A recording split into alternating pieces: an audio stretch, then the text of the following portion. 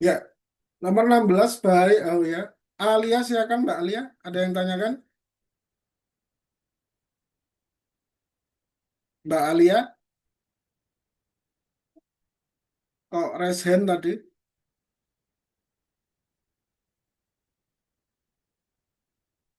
Silakan kalau mau ada yang tanyakan Mbak Alia. Halo. Tidak jadi. Oh, ini chat. Oh, tidak. Oh, kepencet mungkin ya tadi ya. Oke, kita lanjut lagi. Ya, bahaya perubahan iklim pada sektor air adalah kalau meningkatnya kualitas air ini bukan bahaya ya, malah keuntungan ya. Jadi ini jelas tidak mungkin. Semua sungai membeku. Tadi kan perubahan iklim itu menyebabkan pemanasan global. Nah, tentu tidak mungkin juga. Hujan turun sepanjang tahun. Ini juga tidak mungkin. Kalau hujan turun sepanjang tahun berarti kan airnya tambah banyak. Jadi ini yang betul ya.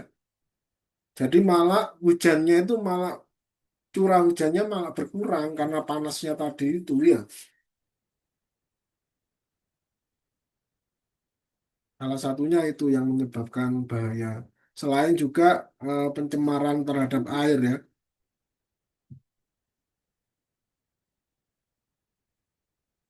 Gas rumah kaca yang banyak dihasilkan kendaraan bermotor adalah, tadi sudah saya bahas ya, karbon dioksida ya tentunya ya. Jadi ini disebut juga dengan CO2 ya. Kalau CO apa namanya? Tadi ya hanya CO aja tidak menyebutkan namanya ya. Kalau ini adalah karbon monoksida ya. Jadi kita nyebutnya adalah karbon monoksida.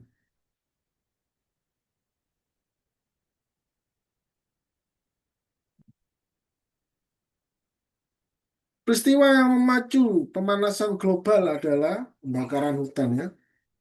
Jadi pembakaran hutan ini selain dia menghasilkan CO2 karena ada kayu yang dibakar tadi, um, dia juga akan mengurangi tumbuhan yang menyerap CO2.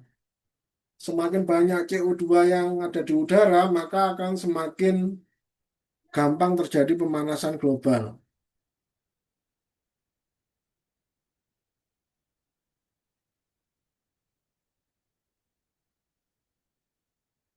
Penyebab utama meningkatnya gas CO2 adalah kalau fotosintesis malah mengurangi ya.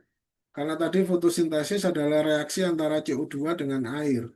Berarti bukan. Hujan ini adalah juga bisa melarutkan CO2 yang ada di udara. Jadi kenapa kalau habis hujan itu kan udaranya terasa lebih seger gitu ya. Salah satunya yaitu karena CO2 yang ada di udara yang dihasilkan dari pembakaran asap pembakaran di sepeda motor, mobil dan lain sebagainya itu dia berkurang turun ke dalam tanah terbawa air tadi ya. Penguapan air laut juga tidak ada hubungannya dengan CO2 ya. Jadi pasti ini jawabannya.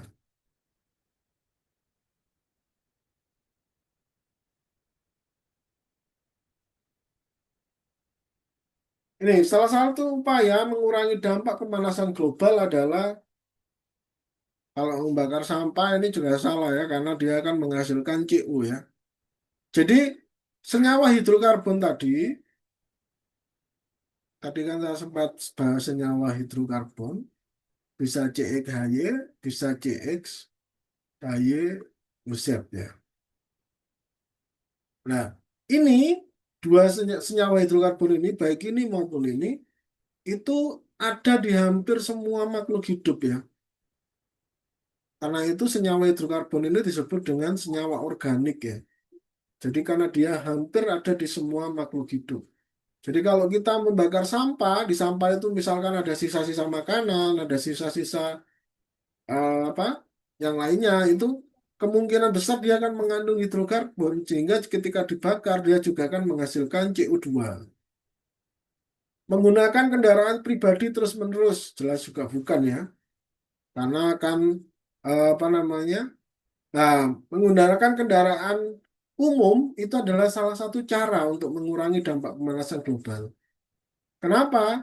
Bayangkan ini. Kalau misalkan kendaraan pribadi, satu mobil paling banyak berisi berapa? 4 orang ya, satu keluarga. Atau 6 orang, 4 sampai 6 orang. Tetapi kendaraan umum, itu satu kendaraan umum, bis misalkan, Transjakarta misalkan, dia bisa berisi antara 25 sampai 40-an ya. Nah, jadi kalau dua misalkan maksimalnya 40 ya. 40 orang ini berpergian menggunakan kendaraan pribadi, maka dia butuh 10 mobil atau paling tidak butuh 6 mobil. Sedangkan ini hanya satu mobil saja, satu kendaraan saja. Karena itu kenapa kok penggunaan kendaraan umum ini bisa mengurangi pemanasan global.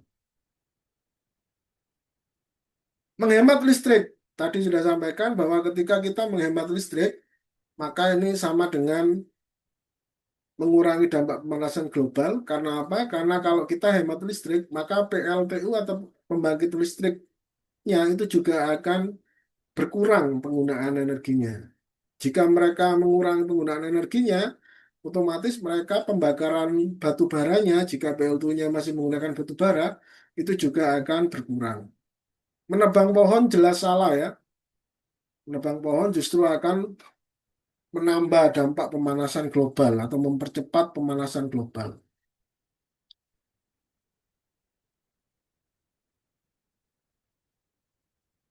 Perubahan iklim menjadi masalah global karena dampaknya dirasakan di seluruh dunia ya. Ya, salah satu yang cukup mengkhawatirkan itu adalah melelehnya es di kutub utara dan di kutub selatan ya. Itu prediksinya jika es di kutub utara dan kutub selatan itu meleleh semua, ada prediksi permukaan air laut itu akan naik setinggi 12 meter. Jadi bayangkan kalau kalian yang rumahnya ada di daerah pesisir atau tidak jauh dari pantai, air lautnya naik 12 meter itu pasti akan tenggelam ya. Jakarta saja sudah mulai tenggelam ya. Kalau kita lihat di medsos, di berita-berita itu, di Jakarta Utara itu sudah mulai dibangun tembok tinggi untuk mencegah meluapnya air laut ke dalam ke daratan ya. Yaitu salah satu dampak pemanasan global juga. Selain dampak bertambah banyaknya penduduk Jakarta yang menyebabkan penurunan tanah juga. Jadi tanahnya semakin turun, airnya semakin naik. Ya, karena itu siap-siap gitu yang di Jakarta terutama ya. PLTB menghasilkan energi listrik dengan memanfaatkan tadi B-nya adalah Bayu ya. Bayu itu berasal dari bahasa Sanskerta yang artinya angin. Jadi PLTB adalah memanfaatkan tenaga angin.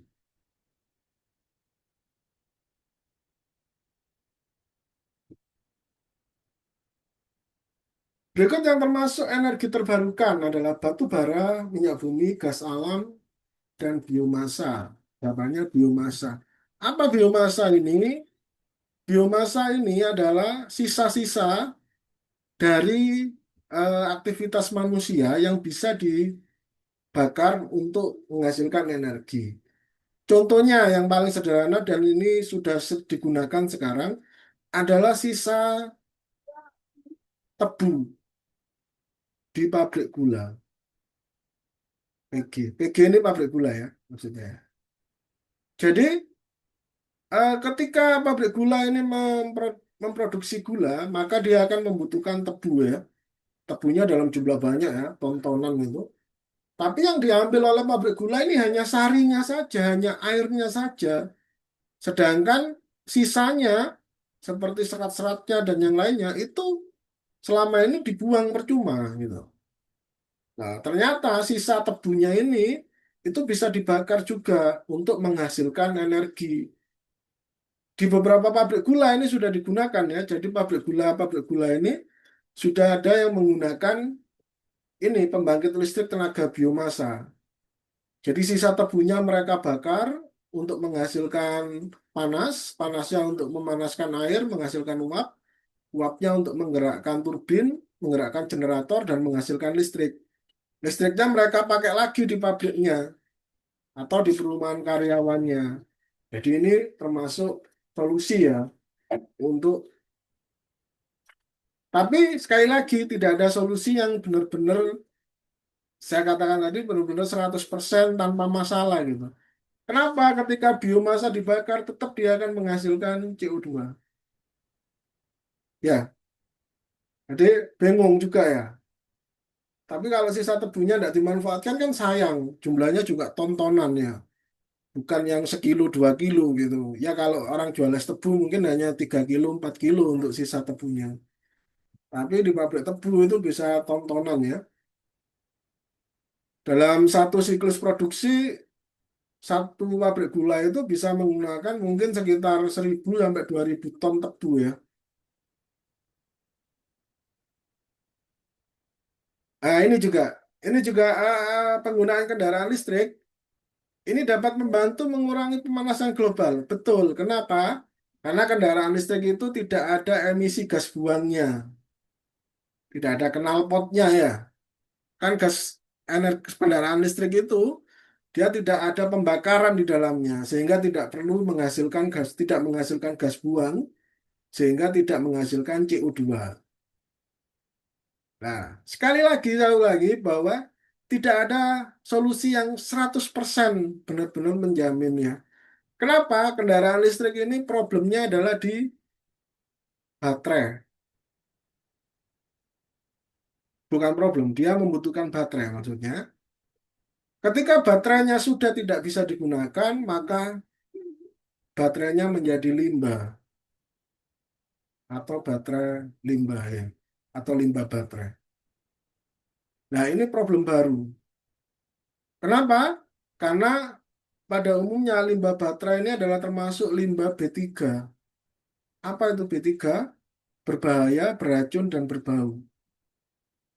Ya, jadi di satu sisi bisa mengurangi emisi gas buang, bisa mengurangi pemanasan global.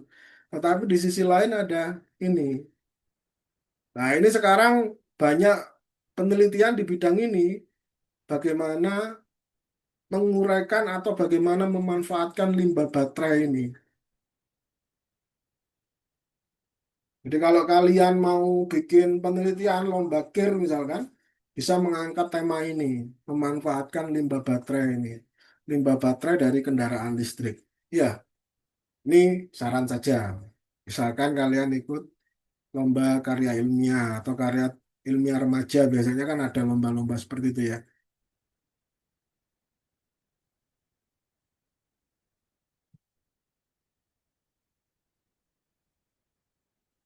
Oke, lapisan atmosfer yang berperan menahan panas bumi sehingga terjadi efek rumah kaca. Nah, ini kita gambarkan dulu lapisan atmosfernya. Bentar, kita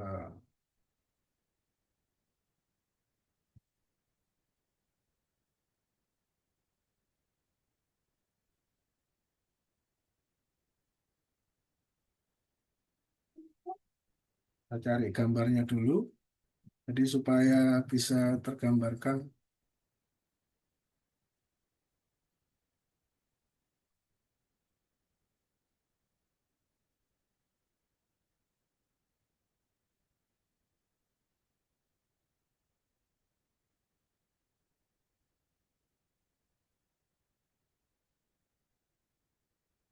Hmm, nggak ada yang sederhana ya gambarnya ya.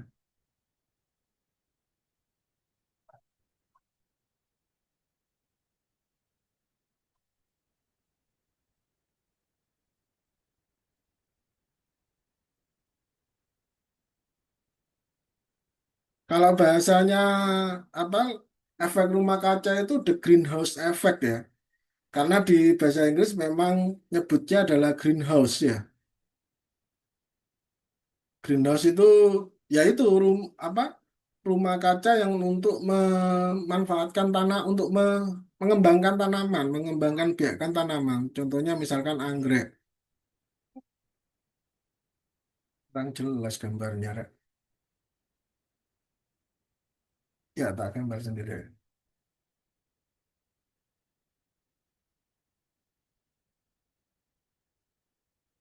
Jadi jawabannya adalah lapisan troposfer ya. Troposfer ini dia letaknya ada di tengah-tengah ya. Jadi dia yang bisa menahan panas bumi. Bukan panas bumi sebenarnya ya. Kalau panas bumi nanti asumsinya ke yang geotermal tadi. Panas pantulan dari bumi tepatnya kata-katanya ya. Jika penebangan hutan terus terjadi, maka kadar CO2 di atmosfer akan meningkat ya. Kenapa? Karena tadi tumbuhan membutuhkan CO2 untuk fotosintesis. Ketika tidak ada tumbuhan, maka tidak ada yang menyerap CO2 ya. Jadi karena itu membutuhkan, saya ada yang tanya, silakan. Hmm, maaf Pak, tadi yang hutan yang menahan panas matahari itu bukannya lapisan stratosfer ya Pak? Karena kan lapisan ozon itu letaknya di stratosfer. Eh, ya, untuk ozon betul di stratosfer, tetapi untuk yang menahan, untuk ozon kan fungsinya bukan untuk menahan panas bumi. Ozon itu adalah untuk mengurangi radiasi dari ultraviolet ya. Hmm, baik Ya, Pak, terima kasih ya Pak. jadi fungsinya ozon itu bukan untuk bukan ya dia mengurangi ya jelas karena kalau radiasi ultravioletnya juga akan berkurang ya. Tetapi fungsi utamanya ozon itu adalah mengurangi radiasi ultraviolet ya. Jadi yang paling berperan untuk mengurangi efek rumah kaca adalah ini troposfer ini. Ya, oke, kita ulangi lagi. Tadi sampai ini ya. Oh, Mbak siapa tadi? Lupa saya namanya. Mbak Haura ya. Terima Haura, kasih ya Mbak Haura, terima kasih ya, pertanyaannya. Jika penebangan ya hutan Pak, terima kasih. ya terus terjadi, maka kadar CO2 di atmosfer akan apa? Meningkat ya jelas ya. Karena tadi fungsi dari tumbuhan itu adalah menyerap CO2. Kenapa kok bisa menyerap CO2? Karena dia melakukan proses fotosintesis yang membutuhkan CO2 ya. Sehingga kalau tumbuhannya berkurang, maka penyerap CO2-nya juga akan berkurang. Ya, kalau ada yang perlu tanyakan seperti Mbak Hurau tadi ya, langsung dipotong di tengah gitu enggak apa-apa ya. Salah satu keuntungan PLTA dibandingkan PLTU. Oke, PLTA tadi apa? Air ya. Kalau PLTU adalah uap. Nah, karena PLTA ini tidak ada pembakaran, dia hanya memanfaatkan energi kinetik air.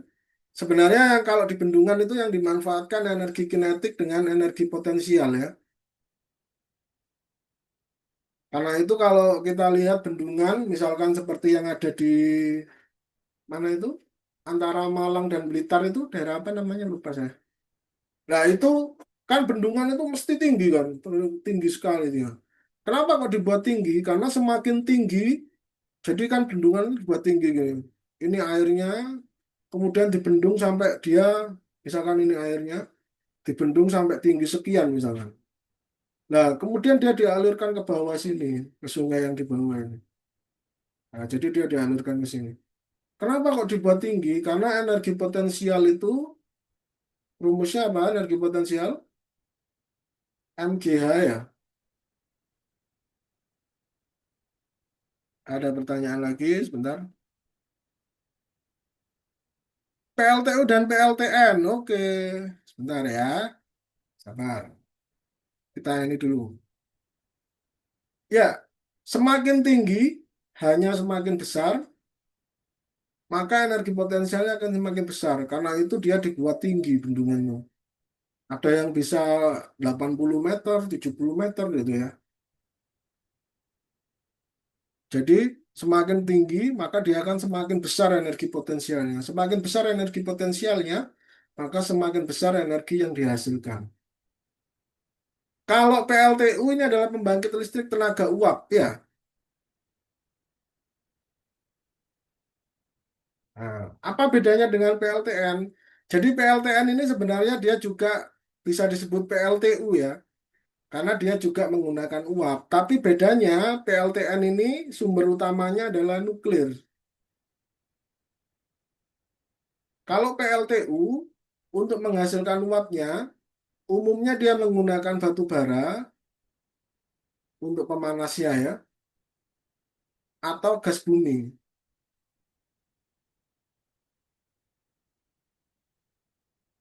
Jadi PLTN atau listrik tenaga nuklir itu nggak bisa, energi nuklir ini langsung jadi listrik itu nggak bisa. Dia harus dikonversi dulu. Nah, salah satunya dikonversi jadi panas atau dirubah jadi panas. Dari panas dia jadi gerak, baru dia bisa menghasilkan listrik. Itu perbedaannya PLTU dengan PLTN. Ada di sininya ya.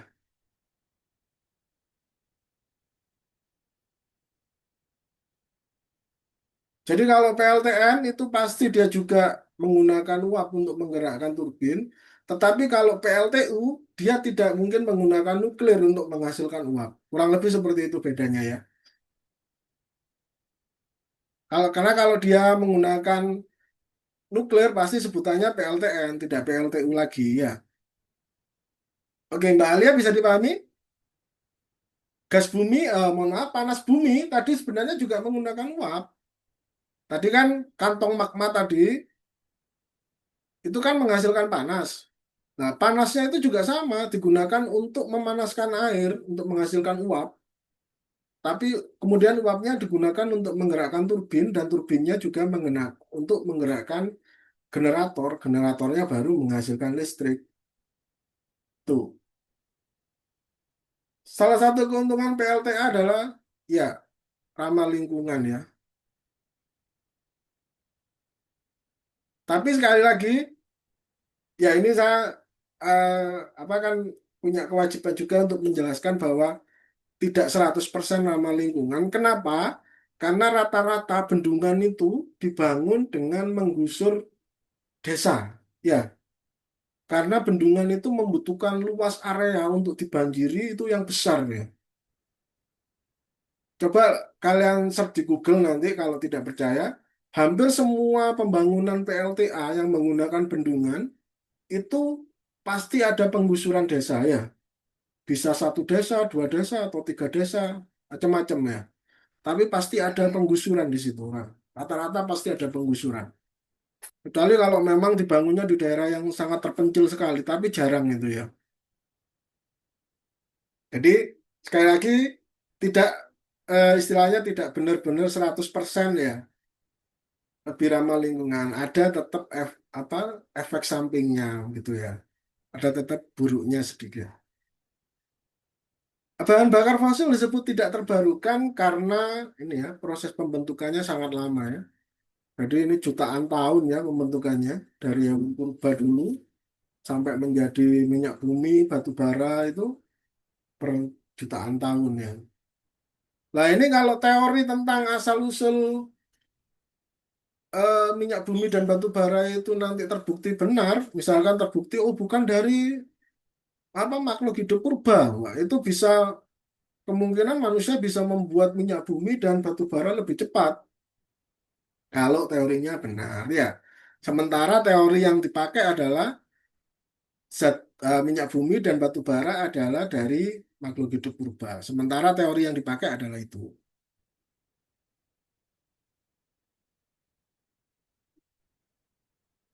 Gas rumah kaca yang paling banyak dihasilkan aktivitas manusia adalah karbon dioksida ya. Jadi kita bernafas pun menghasilkan karbon dioksida ya. Kalau kita belajar biologi, pernafasan itu juga menghasilkan karbon dioksida ya. Tapi jangan dijawab misalkan untuk mengurangi pemanasan global, maka kita harus melakukan mengurangi bernafas. Jangan seperti itu ya. Jelas salah. Ya meskipun kita bernafas menghasilkan karbon dioksida, tapi ya jangan jawab seperti itu juga ya. Naiknya permukaan air laut akibat pemanasan global terutama disebabkan oleh, lah ini yang tadi saya bahas ya, mencairnya es di kutub ini ya.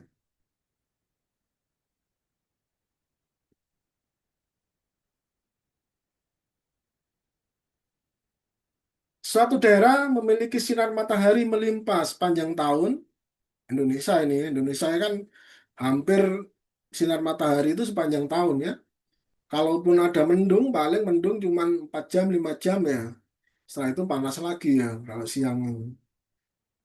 Tapi sedikit sungai besar, pembangkit listrik yang paling tepat dikembangkan adalah karena sedikit sungai besar, maka tidak mungkin PLTA. PLTU bisa jadi mungkin, tapi tidak disebutkan di sini apakah dia punya punya sumber batu bara atau gas bumi yang besar.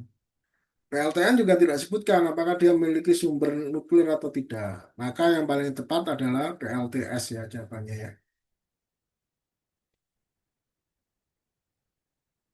3 menit lagi kita pindah ke link terakhir ya dari ini. Misalnya nanti di link terakhir ini kita bahas soal-soal yang hitung-hitungan itu tadi yang dari kurang tahu siapa tadi yang request Mbak siapa gitu Mbak Alia kalau tidak salah ya. Kalau tidak salah loh tapi penggunaan energi fosil terus meningkat. Dampak jangka panjang yang paling mungkin terjadi adalah pemanasan global ya, suhu bumi meningkat ya.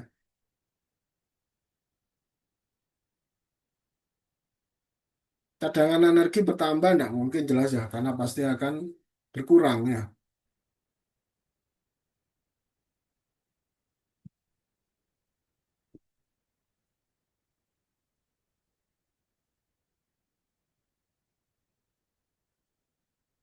Jika suatu wilayah mengalami musim kemarau lebih panjang akibat perubahan iklim, dampak yang paling mungkin terjadi musim kemarau berarti cadangan air meningkat tidak mungkin. Banjir juga tidak mungkin wong kemarau ya.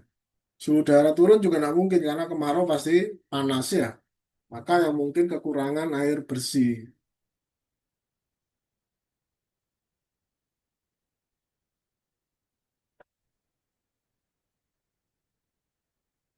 Sebuah negara mulai mengganti PLTU dengan PLTS dan PLTB. Nah, PLTB ini tenaga bayu juga, tenaga angin tadi ya. Seperti yang saya sebutkan tadi bahwa semuanya tidak ada solusi yang 100% setelah 100% ampuh gitu ya. Ternyata ada efeknya juga ke lingkungan. Apa? Berdasarkan penelitian para ahli, PLTB ini kan dia menggunakan kincir angin raksasa itu kan. Kincir angin raksasa yang biasanya ditaruh di daerah-daerah terbuka gitu, tempat-tempat terbuka. Ternyata kincir angin raksasa ini banyak membunuh burung. Jadi banyak burung-burung itu yang tertabrak atau terkena putaran dari kincir anginnya ini. Nah, karena itu tadi saya katakan bahwa tidak ada solusi yang 100% benar-benar ampuh gitu ya. Pasti ada efek sampingnya gitu. Ya, meningkatkan penggunaan batu bara jelas tidak ya. Kemudian mengurangi emisi gas rumah kaca. Ya ini tujuannya betul ya. Mempercepat habisnya energi fosil. Wah, nggak bisa dibayangkan kalau energi fosil habis. Nggak, pasti nggak ada negara yang mau polusi udaranya meningkat ya. Semuanya ingin berkurang. Nah, ini yang kita bahas sempat tadi. Daerah pegunungan lebih dingin daripada dibanding daerah pantai. Karena, ini jawabannya ya, tekanan udara dan suhu menurun pada ketinggian tinggi. Jadi, lapisan udara itu ibaratnya lapisan kertas ya, berlapis-lapis ya. Ya. Anggap aja ini tumpukan kertas ya. Maka, oh ini sudah habis ya. Ketika kita mengambil yang bawah, itu akan lebih berat daripada mengambil yang atas. Iya, kenapa? Karena lapisan udara yang bawah, dia akan mendapat tekanan dari lapisan udara di atasnya kan. Karena itu tekanan udara di daerah yang rendah itu akan semakin tinggi daripada yang di daerah tinggi. Oke, kita ke link berikutnya ya. Maaf.